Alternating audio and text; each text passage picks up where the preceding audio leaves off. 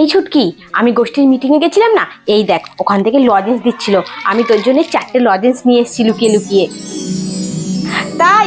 কই কই দেখি দেখি, দাও দাও, এনে ধর। কি মজা, 4টে লজেন্স।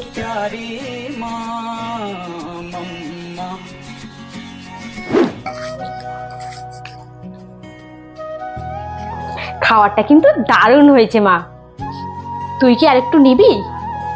হ্যাঁ একটু তো লাগতো, আর কি আছে? এনে আমার থেকে নে। না, ওটা তো তোমার বাড়ি থেকে দিচ্ছ। আরে নে না, আমি জল খেলে আমার এমনিও পেট ভরে যাবে, নে এনে। আচ্ছা দাও তাহলে।